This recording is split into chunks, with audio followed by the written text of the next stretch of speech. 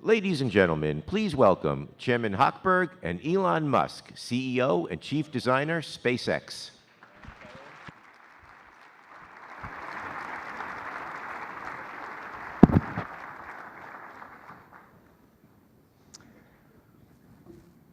Well, we're going to turn up the volume.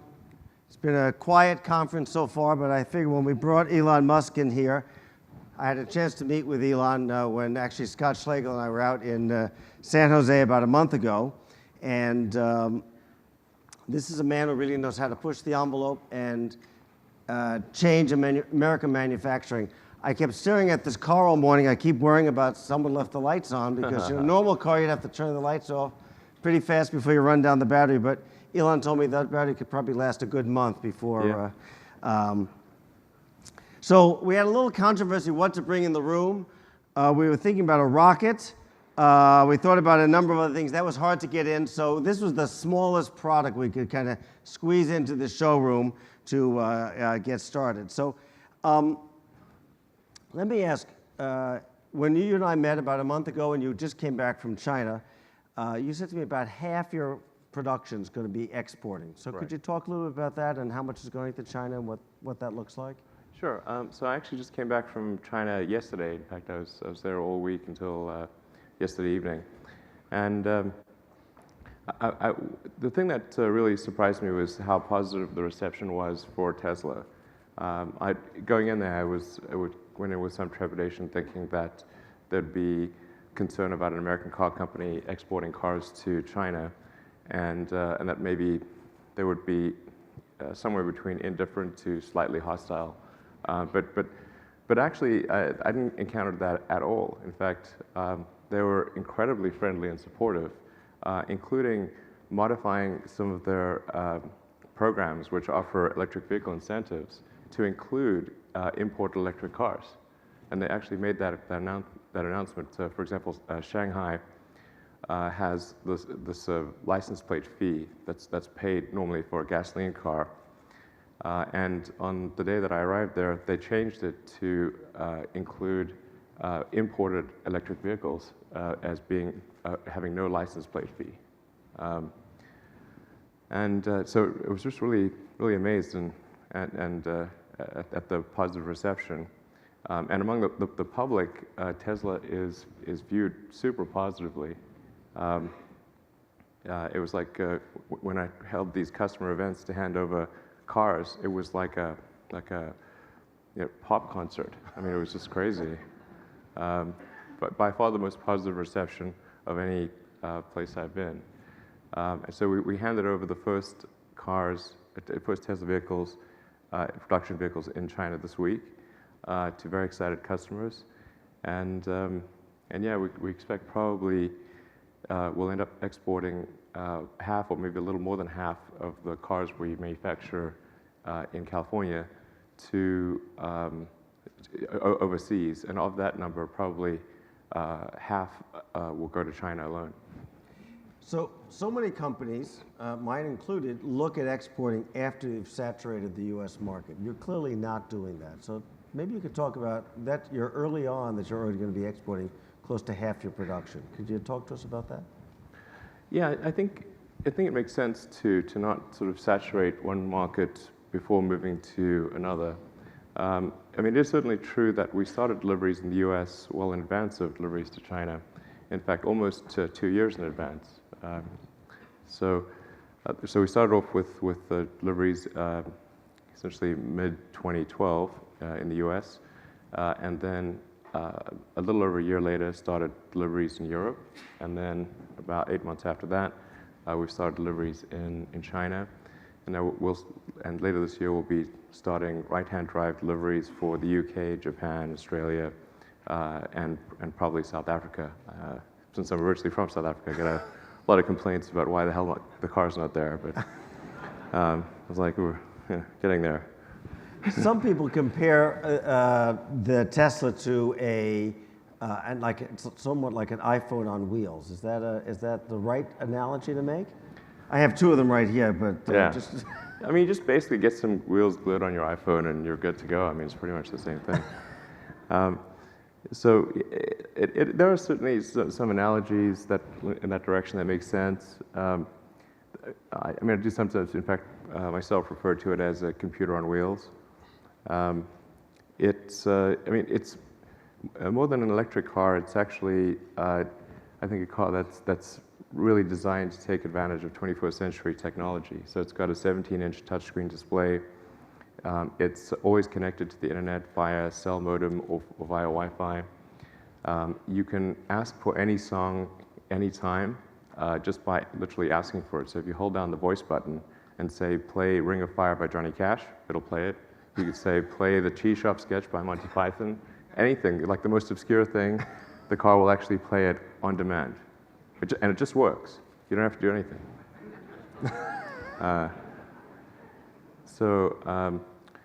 And you can adjust the car's parameters, like the ride height of the vehicle. You can adjust dynamically from the center screen.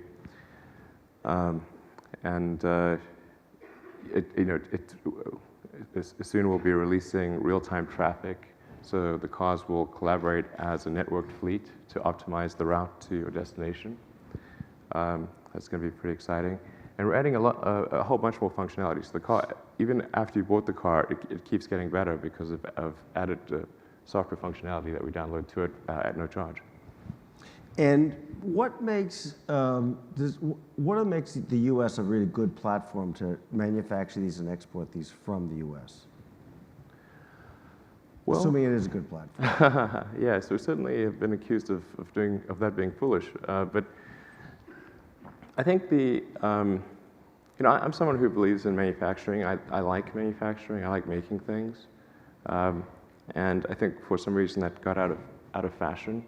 I'm not sure why, but I think if you think of manufacturing not as some boring process of making rote copies, but rather that the manufacturing system that creates the car is itself a very complex machine.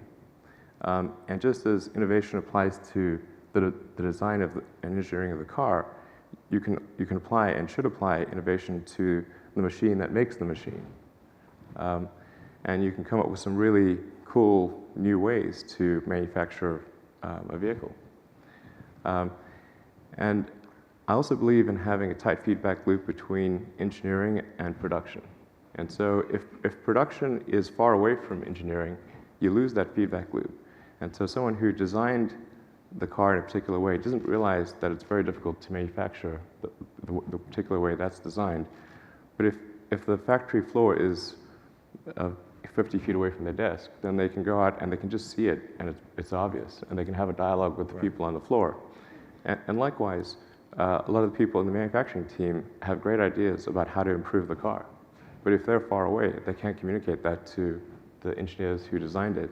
So I think that it's something that's often neglected, but having that strong bidirectional feedback loop between engineering and production is really helpful for making the car better and finding efficiencies and lowering the cost. Where do you think the strongest market's going to be for your car, and also where's competition might come from? Well, sure. So I think right now the United States is our strongest market, and long term we might actually sell more cars in China than in the U.S. just because the Chinese market is so huge. In fact, last year China became the world's largest car market, right. And in fact, it's disproportionately so for premium sedans. I mean, they have somewhat of a bimodal distribution with a very high demand for premium cars and then a very high demand for economy cars, and it's sort of a bit of a dip in the middle. And so, for example, for Mercedes S-classes, more than half of all Mercedes S-classes last year were sold in China, worldwide. So it was like 2 or 3 times what they sold in the US. So given that that's the basis for things, then I would expect, just on sheer numbers, China is probably larger than the US market over time, but that may take a few years to arise. And we talked a little bit, and many people in this room may be interested. What would this car sell for here? This one here. So the Tesla car starts at about $70,000 before incentives. Right. And with incentives in California, it's about $60,000. Okay. Oh, I should say, so one thing that's important to consider, though, is that the cost of electricity is much less than the cost of gasoline. And you also don't have to do smog checks or oil changes or a lot of the things that you'd ordinarily have to spend on maintenance for a gasoline car. So the operating costs are much lower. And the Tesla supercharger network is free. So you have free long distance travel anywhere in the country. So when you net that out, it's somewhere in the order of $12,000 to $15,000 of value. So it's actually like maybe compared apples to apples to a gasoline car, it's maybe like a gasoline car in the mid to high 50s. Oh. And what's the impediment towards, I know you've talked about a car in the $30,000, $35,000 range. Is that about cost of batteries? What's the technological breakthrough we've got to get through as a country? Absolutely. So the goal of Tesla from the beginning has been to create an affordable and compelling mass market electric vehicle. But in order to get there, it requires at least 3 major iterations of technology, and it requires very large-scale production. So you've got to have the economies of scale, and you've got to have design iteration. And this has been true of any new technology of any kind that's really ever been introduced. And if you consider, say, cell phones and how they started out, in Wall Street 1, you had this giant brick that the guy was walking down the beach, talking to a phone the size of a shoebox. And now we've got a phone that's tiny, and it's like the power of a supercomputer, and you can buy one for about $100. So that's gone through many design iterations. With electric cars, we're trying to get to mass market in just 3 major design iterations, which is, I think, about as fast as you could do it. And to get from where we are right now to the $35,000 price point, there are a couple things. First of all, that car would be about 20% smaller than the Model S. So just a first approximation, that would drop the cost about 20%.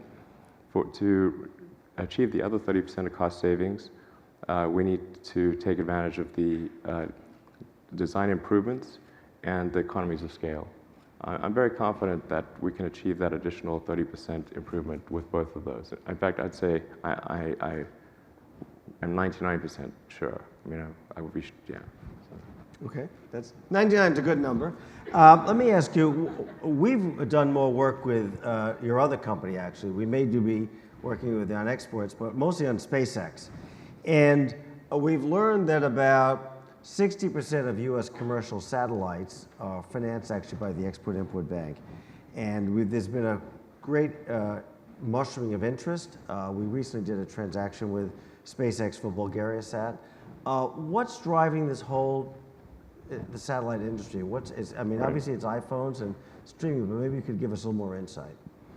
You mean what's driving this whole satellite boom that has actually also been a part of SpaceX story and part of what we've been working on? Can you give us some insight on the satellite marketplace? Well, I'd say the satellite marketplace isn't quite. The Exim financing may be increasing in recent years, but in terms of the number of satellites, it's a relatively steady flow of commercial satellites. There's about, call it roughly 40 large commercial satellites that are launched every year. And these are satellites that are used for broadcast communications, in some cases weather, mapping, for Google Maps. So there's a whole bunch of satellites of all different types. But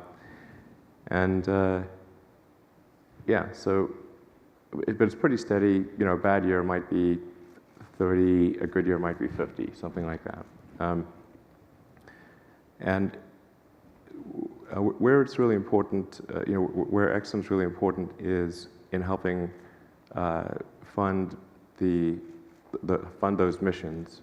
The money doesn't go to SpaceX. It's really to the satellite operator who wants to operate a particular satellite for a particular purpose, and then they will contract with a satellite maker, and they'll contract with a launch provider, and sometimes that's SpaceX, and then they will try to get the lowest cost of funds to fund that.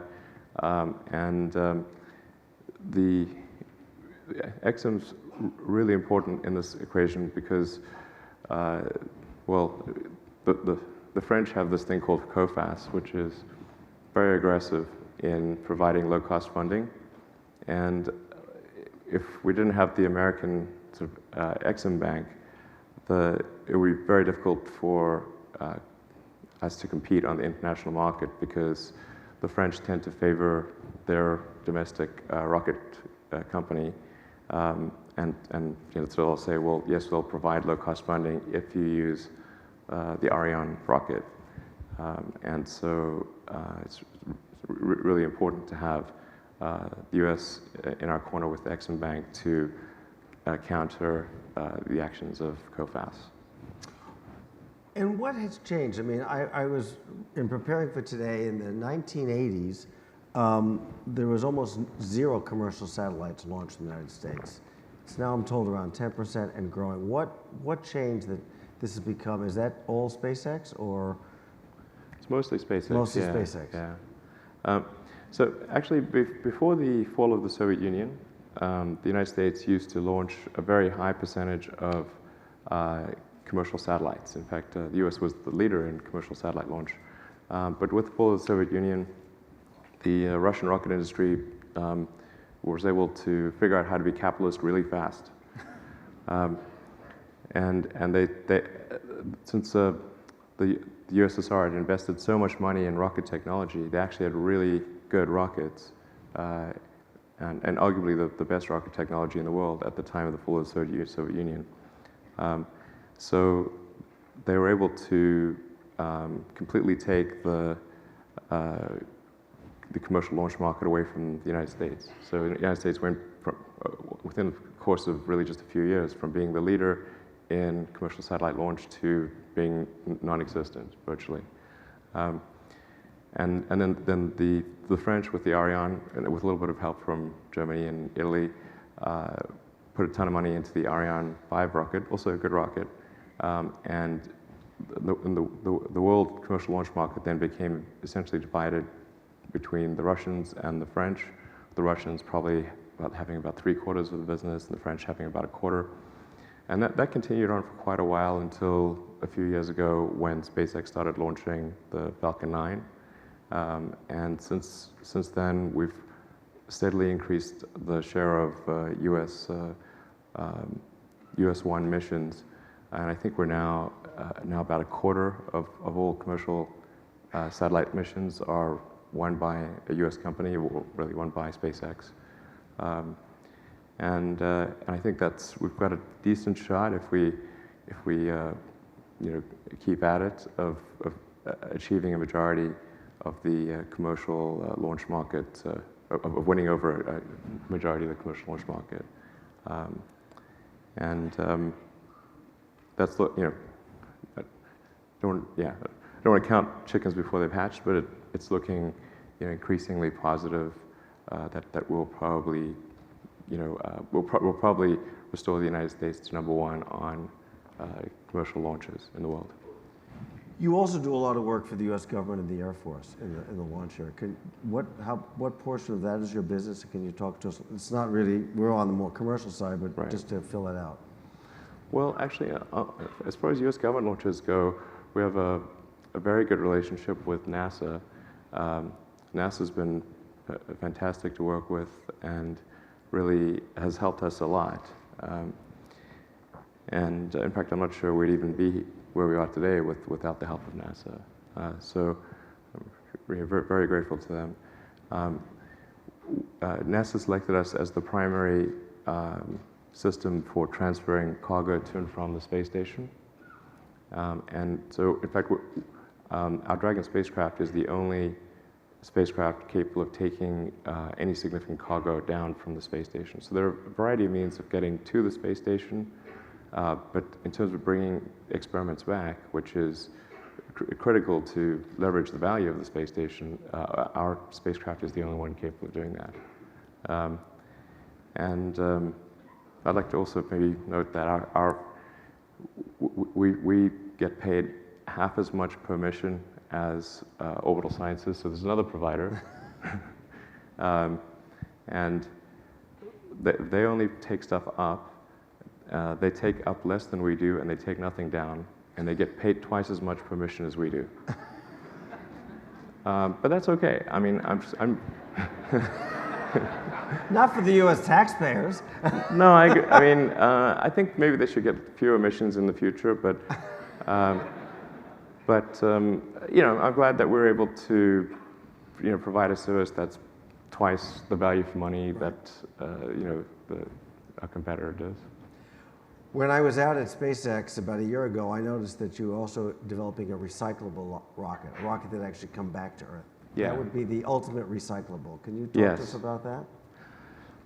Well, this is the fundamental breakthrough that's needed in space transport to fundamentally transform it. Because I think what we've done thus far at SpaceX is evolutionary, but not revolutionary. You know, we've made a rocket that, in an expendable scenario, it's better than anything else out there.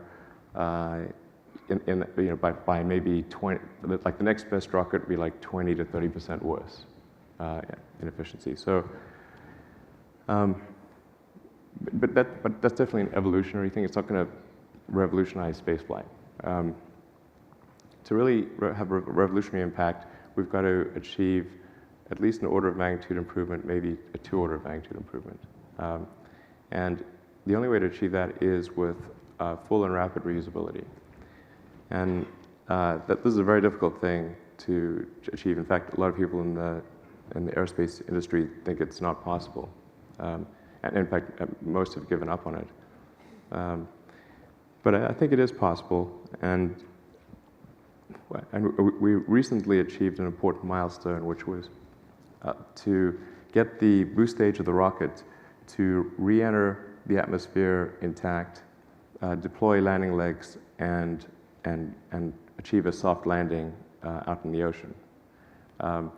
So we're first doing this in the ocean to make sure we can land accurately, and then hopefully later this year we will transition to landing back on land at Cape Canaveral.